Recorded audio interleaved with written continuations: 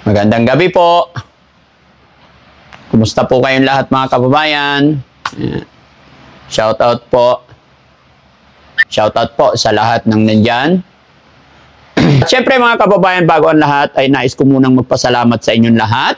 At una kay Lord, dahil sa YouTube channel ay na-reach na natin ang 1 million subscribers. No? Kaya congrats po sa inyo, sa atin lahat. Hindi po magagawa ng Team Daddy Frankie yan kung hindi dahil sa inyo. No? Kaya maraming salamat po talaga. Na-reach natin yung 1 million. Basta yun yung sinasabi ko parati.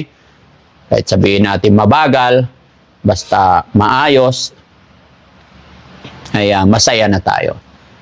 Dahil dito sa social media, dito sa YouTube, hindi naman mahalaga yung malaking subscribers, kahit mabagal. Although, minimithi natin yan. Siyempre, proud din tayo na may nararating tayo.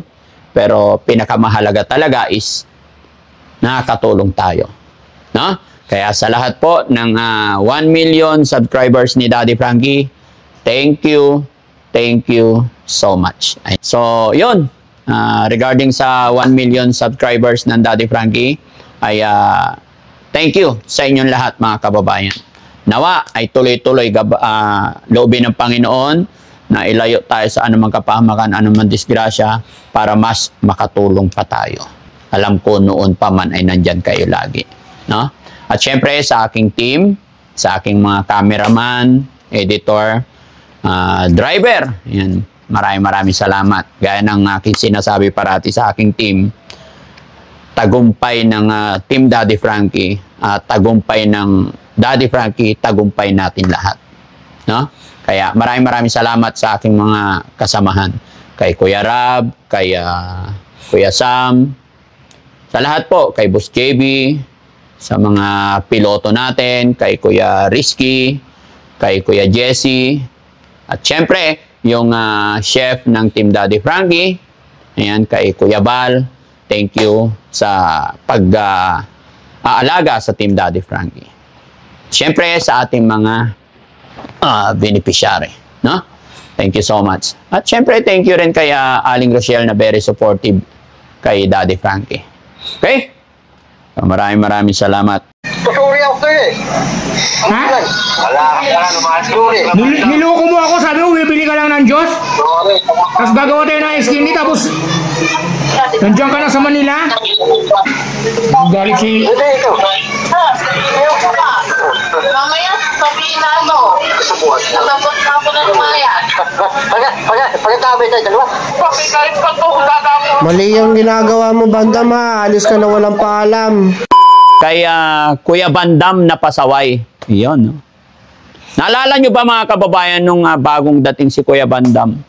Naalala nyo nung unang dating ni mga kababayan? Payat, tapos yung hair niya. Pero ngayon malusog na siya. Dinadiet na namin siya. Pero yun nga, wala tayong magawa kasi special ni Bandam. Yun ang kaligayahan niya, yung kumain, no? Unang dating niya ni Bandam sa bahay, sabi niya, ampunin mo ko. Yun yung yung word niya. Daddy Frankie, ampunin mo ko. Lahat ng utos mo susundin ko. Amo kita, bus kita. Yun sinasabi niya parati, nakakatuwa. Pogi na ni Bandam. Ayan. Pumugi si Bandam, may salamin na. Pare, naka-pink, pogi ni Bandam. Ayan. Excited na po akong makita si Bal na may complete set of teeth. Ayan. Okay na. Malapit na po. Kunting tiis na lang. No? Wag po kayo mag-alala. I-display ko yung ngipin niya pag natapos na. Actually, nasukatan na, ginagawa na. Kaya matagal kasi lahat ng natirang ngipin niya, pinapasta pa namin. No? Kaya thank you po sa tumulong, nag-sponsor kay Kuya Bal. Ano pangalan nun, bro? Ate? Nene? Leia. Ate Leia. Ma'am Leia, thank you so much po. Dito ka nga, saglit. Yan. Mga kababayan, tabi tayo, Kuya Bal. Yan. Para makita nyo rin si Kuya Bal. Makita yung nipple mo.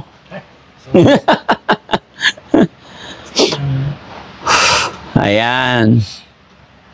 Wala yata si Bandam. Ayan, kausapin mo sila. Kumustahin mo muna sila. Ay, hello po. Magandang gabi po sa lahat. Sige lang. Shoutout po sa inyo lahat po dyan. Ayan, sa mga viewers po namin dyan. Thank you so much po sa lahat. Saan man po kayo sulok sa mundo. Ayan. Lalong-lalo na po kila sa mga OFW po natin dyan na nagsusumikap po para sa kanilang family dito sa Pilipinas. Ayan. Sa mga viewers po natin dyan sa Taiwan, ayan, sa USA, ayan. Mega loud shoutout po sa inyo lahat. At saka, syempre kay Ate Lea, ayan, I love you so much. Thank you so much po talaga. And of course, to Gorgeous Rose Masilungan, ayan, from Spring, Texas. At saka kay Ma'am Poriza Joy Peñas, from Houston, Texas, saka kay Mandy Jo, her husband. Thank you so much. At magandang gabi at magandang araw po. Kay Ma'am Rose, gorgeous. Yes, ma'am. Oh. Gorgeous Rose. Ayun. Aroma. Kuya Bal, mag-cooking show episode ka naman. Meron naman po ako sometimes. Yan. Oh, delikado eh. Nakalimutan ko pala nagbra. Oo. Hello ka. Baka magka-problema yung ano natin, no? Bawal doon, di ba, kuya? Okay. Ayan. Okay na. Basta hindi makita. Baka sabihin nila eh, ano? Ang puti mo na, Kuya Bal. Ang laki na ng katawan mo. Ayan. Salamat po. Ayan. So, kay Bandam tayo, Kuya Bal. Explain mo nga kung ano ang unang nangyari. Ayan, mga kamisyano, magandang gabi po ulit. Si Bandam po kasi, actually, nung isang araw po yun, mga 11 o'clock, nagluluto po ako ng pork steak. Nung nasa kusina po ako noon, pumunta po siya. Kasi before that, nag-uusap pa kami noon, masaya pa kami nag-uusap. Tapos nung nagluluto po ako ng pork steak, pumunta siya, ang sabi niya sa akin, Kuya Val, gusto mo ng juice ba? Bibili ako ng, ano ba ang gusto mo? Orange or mango juice. And then, gagawin natin ice candy. Sabi ko, tama, ikaw bala. Masarap nga yan. Tapos sabi ko sa kanya, mango na lang para mas masarap kasi yung lasa ng mango. Saka bumili ka na rin ng plastic at saka yung gatas, yung iba kasi lalagyan natin para mas masarap siya. So yun, umalis siya. So, siyempre, panatag din ako kasi minsan nauutosan naman yan sa pupunta ng tindahan. Tapos nakipag-chismisa pa siya doon sa mga fans niya doon. Tapos nagtatako ako, siguro magla-lunch na kami. Magla-lunch na kami ni Ate Lisa, ayun. Kasi kaming tatlo lang naiwan dito kasi umalis sila dahil. After ng siguro mga 12:30, wala pa si Bandam, di pa dumarating. 11 o'clock yun siya umalis na umaga. Tapos so, panatag pa rin ako kasi nakipag-chikahan sa doon. Tapos nung siguro mga alas 2 na, wala pa rin siya. So, ayun, in-inform ko na sila dahil. Nagsasabi ko, bibili lang daw si Bandam ng juice daw kasi gagawa ng ice candy. Tapos hanggang ngayon, hindi pa nakakabalik. Mga alas 2. Hanggang sa dumating na yung 3 o'clock, 4 o'clock, wala pa rin si Bandam. Tapos hanggang sa dumating na sila daddy nung Yes. Ganun nangyari mga kababayan. Yun nga, iniwan ko si Bandam dito, Kuya Bal. Nagpaalam si Bandam na bibili sa kanto, sa labasan, pero hindi na bumalik. Kaya in-inform kami ni Kuya Bal na si Bandam umalis, hindi pa bumabalik until now. So pagdating namin dito, tinawagan ni Kuya Rab, sinagot naman niya. Nung pagkatawag namin, nasa bus na siya, bumalik ng Manila. Hanggang ngayon, tinatawagan namin mga kababayan. Pero kung naalala nyo, nabasa namin yung mga nagko-comment before, maraming nakilala kay Bandam. Si Bandam is nagtatrabaho pala yan sa club sa Caloocan Monumento. Ayun. Tapos sabi nila, ganun daw siya, na si Bandam is aalis, mawawala 15 days or 1 month, babalik, on off. Yun nga lang, unawain na lang po natin. Kasi talagang ganun si Bandam, yung special din po siya eh.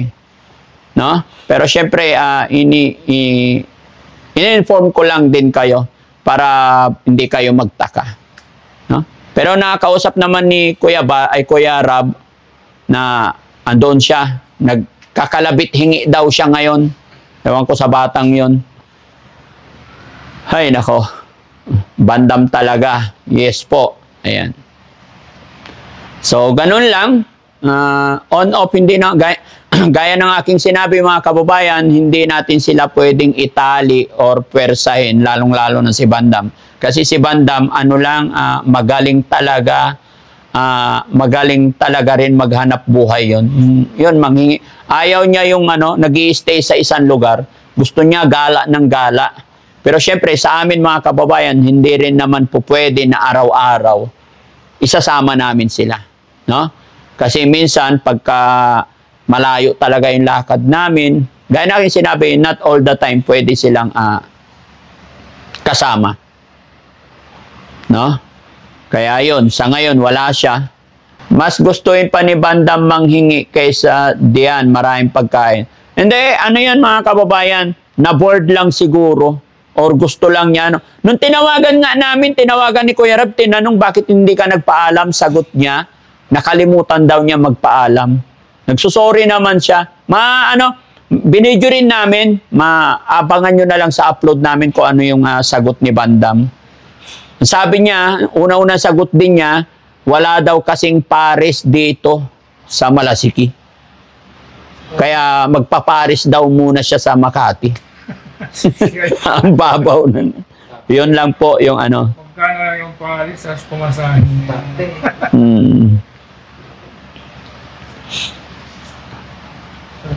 Baka nag-aasikaso ng beristipitik. Ano lang yun, nagliliwaliw lang yun mga kababayan. Hindi naman siya nagdala ng damit, andito lahat ng damit niya eh. Naglaba pa nga yun. Yes, oo. Naglaba pa siya. Hinangir pa niya. Tinabi mo yung damit, nilagay ko dyan. Dandan sa bagay. Itago nyo lahat. Ganun lang po talaga yan si Bang. Pero syempre, hindi natin sila pwedeng pwersahin, no? Maiisip din niya yung pag nagutuman. Kasi, hindi naman sa pag-aano talaga, mahirap alagaan din si Bandam kung iba-ibang tao lang din. Unlike kagaya ng Team Daddy Frankie, kasi dito sa Team Daddy Frankie, mga kababayan, may tagaluto talaga. Nagbablog kami, sumisweldo kami, may sweldo, kaya napapakain ko on time, yung ating mga beneficiary. Kaya masasabi ko na mahirap alagaan kasi real talk tayo mga kababayan. Mahirap, hindi rin basta-basta mag-alaga nang hindi natin kaano-ano basta-basta. Minsan nga, kahit kapamilya pa natin, di ba? Yes, sir. Hindi basta-basta. Pero sa amin, mga kababayan, hindi ko na sinasabing magaling ako or what, in-explain ko lang, kaya ko po napapakain ang ating mga beneficiary dahil may sweldo rin kami. Yung mga pangangailangan nila, pambili ng gamot, kung ano-ano man, dahil sa sweldo natin, no? Kaya masasabi ko na hahanapin pa rin ni Bandam yung buhay niya rito na hindi naman natin siya. Kasi si Bandam, special talaga yan mga kababayan, hindi mo maasahan sa trabaho yan. Pag utusan mo magwalis yan, pag tinalikuran mo na yan, bitawan na niya yung walis. Tsaka hindi talaga maasahan sa trabaho. Kumbaga, yung awa na lang natin kasi nga special child siya hindi rin naman niya ginusto yon na mangyari sa kanya, di ba? So, ginagawa natin to, si God na lang ang bahala. Di ba? Papayat na yon Daddy Frankie pag nagliwaliw. Yes po, si Kuya Bandam, 15 days lang papayat yon. Kasi hindi naman kagaya talaga dito. Sa umaga, paggising niya, may almusal na. Coffee pa. Alagang-alaga ni Kuya Balyam mga yan kasi hindi naman nawawala ng coffee dito, tinapay, lalo na pag umaga. Ayan. Erolyn, watching from Hong Kong. Ayan, Dave, God bless you. Ayan. Pero wag po kayong mag-alala mga kababayan, babalik yon, I'm sure. Ang ingay ng mga anak. Oo. Istorbo pa kikinig ko, sabi ni Sir Charles. So ayun mga kababayan, no, ano pa yung mga gusto nyong malaman? Ayan, yan lang naman po ang update ko sa inyo. Ayan. Minsan kasi nagja-jogging kaming dalawa eh. Ayaw niya mag-jogging. Hihingal siya pag sabi siya. Hinihingal. Pero hindi naman po pwedeng pabayaan lang natin mga kababayan kasi mas lalaki ang problema ni Daddy Frankie kung ma-high blood siya. Kaya gaya na aking sinabi, hindi nila alam kung ano yung nakakasama sa kanila. Tayo yung nakakaalam, kaya kailangan turuan natin sila. Ha? Maria Janet Hoshijima, good evening po Daddy Frankie. And Daddy Frankie team, ayan. Oh, shout out daw team Daddy Frankie. And mga kababayan, andyan si Rab sa side. Ayo. Ayan, Ohio. Si Kuya Rizky, si Kuya Sam, ayan, nandyan sila. Si Boss JB. Si Boss JB nasa loob, nakahiga. Ayan, kasi galing kami sa biyahe talaga mga kababayan. Ayan, pagod yung mga yan. Pero syempre, ano kami dito eh, sama-sama talaga kami dito. Hindi nag-iiwanan yan hanggat hindi natatapos. At yun nga, gusto kong makumustahan kayo. At syempre, natutuwa rin kami pag nakikita ng Team Daddy Frankie na nandyan kayo nakasupport. Ayun mga kababayan, no? Mga kababayan, mga kabarangay, muli po ay lubos na nagpapasalamat si Daddy Frankie sa inyo sa pagsama ninyo sa akin ngayong gabi. Pagsama ninyo sa akin. At higit sa lahat, sa mga nagpakulay din, naghatid ng kanilang pagmamahal at suporta sa Team Daddy Frankie sa gabing ito.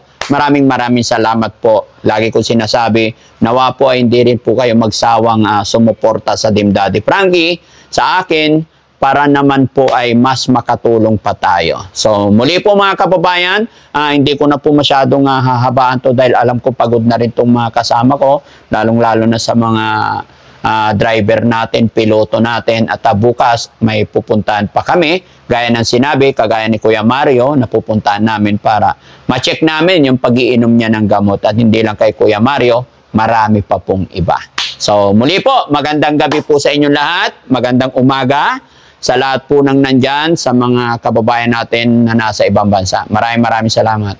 Luzon, Visayas, Mindanao, maraming salamat po. Pansamantala po, magpapaalam ang inyong lingkod po. Kuya Val? Maraming salamat po sa mga sumusuporta syempre, kay Daddy Frankie syempre, sa buong team, ayan. At sa congrats pala, for the 1 million sa... Kung hindi po dahil sa inyo, hindi po syempre magkakanawa po kami. Thank you so much. Buhay Japan! Ayan, thank you so much po Tita Hanes, Team Rise Above, Rosary Around the World. Ayan. Maria Janet Hoshima, arigato. Ayan. Sa mga nasa Japan, honto ne domo arigato. Maraming salamat. Magandang gabi po. Good night po. Thank you. Hello, best sweet charm. Bye-bye. Manang sweet, arigato. Good night po sa inyo lahat. Mahal na mahal po namin kayo. Ayan. God bless. Magandang gabi po.